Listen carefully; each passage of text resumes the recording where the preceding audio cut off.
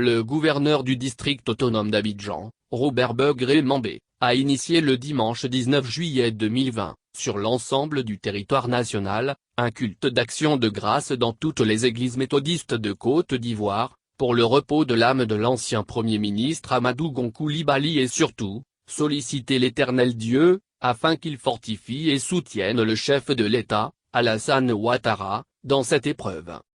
La cérémonie officielle s'est déroulée au temple du Jubilé à Cocody Ambassade. À cette occasion, le président de la conférence annuelle de l'Église méthodiste unie Côte d'Ivoire, MUSI, Bishop Benjamin Boni, a imploré le Seigneur afin qu'il accepte Amadou Gon Coulibaly dans son royaume. Seul Dieu pourra consoler et fortifier dans cette épreuve le président Alassane Ouattara, les membres de la famille du Premier ministre et les Ivoiriens de cette grosse perte. Le départ du Premier ministre a été ressenti comme une grande douleur pour toute la Côte d'Ivoire et bien au-delà. Nous remercions Dieu pour le chef du gouvernement qu'il a puissamment utilisé au profit de cette nation comme illustre serviteur de toute la nation, a déclaré le guide religieux. À quelques mois de la présidentielle, il a également prié pour l'ensemble des Ivoiriens afin que ce scrutin se déroule dans la quiétude.